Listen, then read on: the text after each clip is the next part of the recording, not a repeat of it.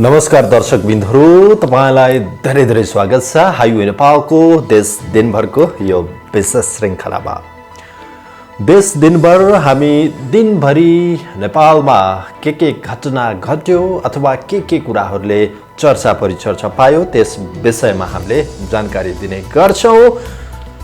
पूर्व पश्चिम उत्तर दक्षिण देशभित्रबाट देश बाहिरबाट हामीलाई निहाल्दै गर्नुभएका तमाम दर्शकहरूलाई स्वागत छ हाइवे नेपालमा। आज एउटा गम्भीर विषयवस्तु मैले उठाउने प्रयास गरेको छु। एउटा यस्तो विषयवस्तु जुन आम नेपालीको जन चासोको विषय पनि रहेको छ। नेपाल कृषि प्रधान देश भन्ने गरिन्छ। नेपालका जग्गा जमिनहरू अहिले जम्मै प्लटिङ गरेर सकिसकेको छ। तपाईलाई पनि थाहा छ, तपाईको वरिपरि हिजो केही वर्ष अगाडिसम्म खाली रहेका जग्गा जमिनहरू आज सबै कि बाँझा छन् कि प्लटिङ गरेर बिक्री गर्न राखिएका छन्। बाटो खोलिन्छ, पोल हालिन्छ र खेती हुने अथवा तरकारी खेती हुने जुन कुनै पनि खेती हुने खेती योग्य जग्गालाई विनाश गरेर त्यहाँनिर प्लटिङ गरेर घर बनाइन्छ।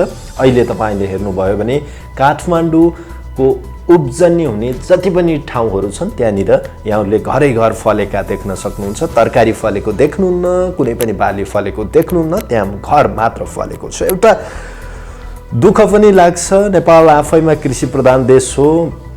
नेपालीहरू बाहिर गएर इजरायल जानुहुन्छ, दुबई, कतार, मलेसिया जस्तो मरुभूमिमा तरकारी उत्पादन गर्नुहुन्छ। नेपाल जस्तो उर्वर भूमिमा यहाँ तरकारी उत्पादन गर्ने कसैमा पनि जोस जाँगर छैन। र एउटा खबर मैले यहाँनिर राख्नुपर्छ। लकडाउन सुरु भए यता भारतबाट रूपन्देहीको बेलिया नाका हुँदै 1.25 अरब रुपैयाँको तरकारी र फलफुल भित्रिएको छ। यो नाकाबाट चालु आर्थिक वर्षको चैत्र 11 देखि जेठ 20 गतेसम्म 69 दिनको अवधिमा तरकारी भित्रिएको हो। 69 दिनको अवधिमा 1 अर्ब 28 करोड 68 लाख 95 हजार रुपैयाँको तरकारी तथा फलफुल आयात भएको भैरवा भन्सार कार्यालयको तथ्याङ्कले देखाएको छ। आर्थिक वर्ष 2075-76 को यही अवधिमा 1 अर्ब 21 करोड 67 लाख 54 हजार बराबरको तरकारी तथा फलफुल यो नाकाबाट आयात भएको थियो। गत वर्ष भन्दा 7 करोड बढीको तरकारी तथा फलफुल आयात भएको भैरवा भन्सार कार्यालयका प्रमुख भन्सार अधिकृत कमल भट्टराईले जानकारी दिनुभएको छ। लकडाउन भए यता 69 दिनमा 35 लाख 37 हजार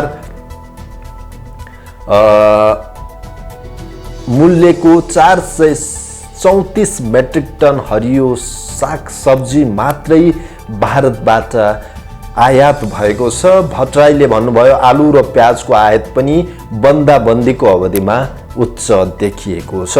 चैत्र 11 गतेदेखि 19 गतेसम्म 43 करोड 48 लाख 54 हजार रुपैयाँको 12,000 मेट्रिक टन प्याज, 2 करोड 49 लाख 37 हजारको 2,326 मेट्रिक टन गोलभेडा भारतबाट आयात भएको प्रमुख भन्सार अधिकृत भट्टराईले बताउनु भएको छ। त्यस्तै आलु 25 करोड 23 लाख 81 हजार रुपैयाँको 10,127 मेट्रिक टन आयात भएको भैरवा भन्सार कार्यालयले जनाएको छ। स्थानीय तरकारी तथा फलफुलको बिक्रीमा अवरोध, सरकारबाट उचित बजारीकरणमा व्यवस्थाका कारण भारतबाट आउने सरकारी तरकारी तथा फलफुलको आयात उच्च भएको सिद्धार्थ उद्योग वाणिज्य संघका अध्यक्ष कुलप्रसाद न्यौपानेले बताउनु भएको छ। भन्सारबाट हुने राजस्व आमदामीको लोभमा सरकारले स्वदेशी उत्पादनको बजारीकरण र नेपाली किसानलाई प्रोत्साहन गर्न चुकेको छ। न्यौपानेले भन्नुभयो ठाउँ-ठाउँमा स्वदेशी किसानका तरकारी नष्ट गरिदा सरकारले कारबाही र क्षतिपूर्तिका लागि ठोस कदम चालेको देखिँदैन। बन्दाबन्दीको समयमा भैरवा भन्सार कार्यालयबाट चना, काँचो नरिवल, काँचो केरा, आँप, सुन्तला, अङ्गुर, कागती, खरबुजा, तरबुजा, मेवा, स्याउ, अनार, कटहर गत वर्षको भन्दा भारतबाट अत्याधिक मात्रामा नेपाल भित्रिएको प्रमुख भन्सार अधिकृत भट्टराईले बताउनु भएको छ। भन्सारको तथ्याङ्क अनुसार यो अवधिमा सबैभन्दा कम परिमाणमा 17,33,000 मूल्यको 47 मेट्रिक टन काँचो नरिवल आयात भएको छ। लकडाउनको अवधिमा भित्रिएको तरकारी र फलफुलबाट मात्रै भन्सारले 13,24,35,000 रुपियाँ राजस्व सङ्कलन गरेको छ। गत वर्षको यही अवधिमा 4,23,15,000 रुपियाँको तरकारी तथा फलफुल आयातबाट राजस्व सङ्कलन भएको थियो। कोरोना महामारीका बीच भित्रिने गाडीले तरकारी र फलफुलसँगै कोरोना समेत भित्राउन सक्ने जोखिम पनि हुने भएकोले तरकारी र फलफुलको आयात केही समय रोक्नुपर्ने भैरवाका नागरिक अगुवा विजय सागर श्रेष्ठले चाहिँ बताउनु भएको छ।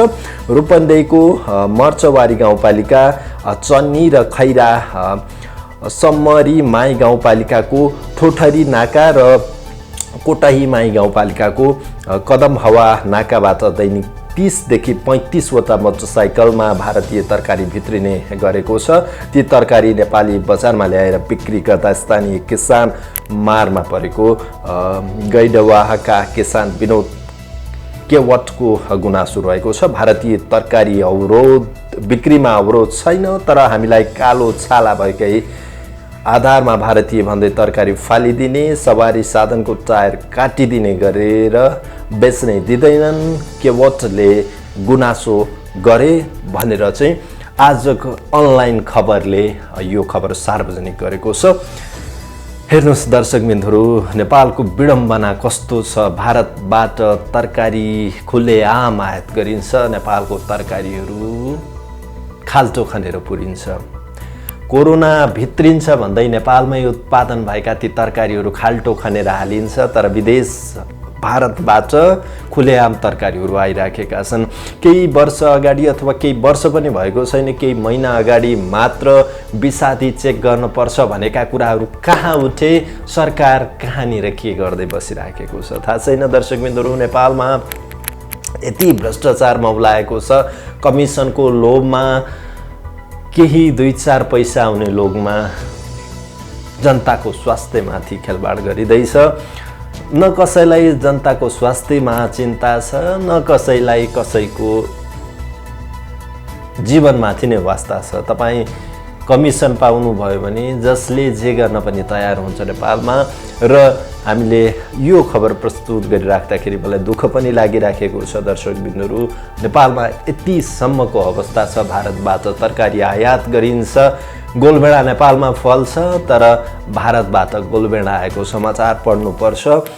नेपालमा कृषि प्रधान देश भनिन्छ, भारतको तरकारी फलफुल लगायत गेडागुडी ल्याएर खानुपर्छ। सागसब्जी नेपालमा उत्पादन हुँदैन।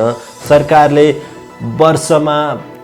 वर्षौँ थुप्रै रुपैयाँ बजेट विनियोजन गर्छ कृषिका लागि भनेर, त्यो कता गइराखेको छ, बालुवामा पानी हाले बराबर भइराखेको छ। दर्शकबिन्दुहरू, नेपालको अवस्था कृषिमा जुन रूपमा सरकारले न्याय गर्नुपर्ने थियो त्यो गरिराखेको छैन र आम कृषकहरू मारमा परिराखेका छन्। लकडाउनको समय अवधिमा नेपालमा उत्पादन भएका तरकारीहरू बारीमा, कति बारीमै कुहिए, कति बारीमै ट्र्याक्टर लगाइए, जोतिए, कति खाल्टो खनिएर पुरिए, तर विदेश भारतबाट आनन्दले मजाले तरकारी नेपाल आयात भइराखेको छ। कसैलाई वास्ता छैन, खाली वास्ता छ कमिसनको, खाली वास्ता छ त राजस्वको। राजस्व उठाउनु पर्छ, हामी यो कुरामा सहमत छौँ, तर नेपाल र नेपाली सामानहरूलाई प्रोत्साहन पनि गर्नुपर्छ। त्यसलाई आयात होइन, निर्यात गरेर राजस्व उठाउनुपर्छ, राजस्व सङ्कलन गर्नुपर्छ। निर्यातमा जोड दिउँ, आयातमा होइन। नेपाल आफैमा कृषि प्रधान देश हो।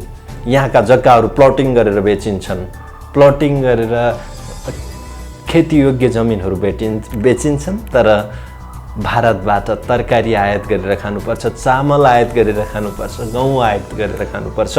अनि हामी भन्छौँ भारतले हामीमाथि अन्याय गर्यो, अत्याचार गर्यो। यो भन्न सक्ला?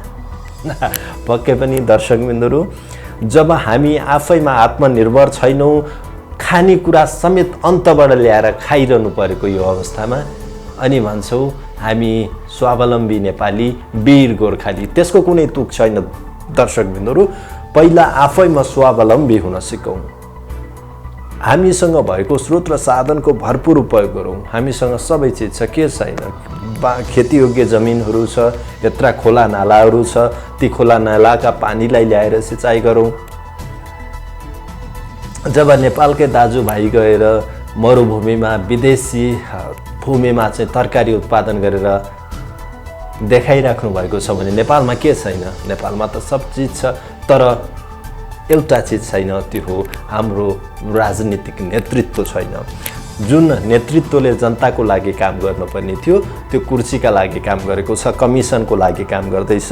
यो लकडाउनको समयावधिमा तपाईँले पक्कै पनि अनुभव गर्नुभयो कुन रूपमा नेपाल जाँदैछ भनेर। र म यहाँहरूलाई आग्रह गर्छु, बेलैमा हामी सोचिएन भने न नेपाल रहन्छ, न नेपाली भनेर हामी बाँच्न पाउँछौँ, न हामीले खाना नै पाउँछौँ। कुनै दिन कुनै राष्ट्रले हामीलाई खाना दिएन, नाकाबन्दी लगाइदियो भने हामी भोकै मर्न पर्ने अवस्था आउन सक्छ। दर्शकबिन्दुहरू, बेलैमा सोचौँ, सचेत बनाऊ भन्दै कार्यक्रम देश दिनभरको यो एउटा विशेष श्रृङ्खलाबाट बिदा हुन्छु। तपाईँको बाँकी पल शुभ रहोस्, मङ्गल रहोस् र यो कुरा पनि दिमागमा लिनुहोला, सोच्दै गर्नुहोला। नमस्कार।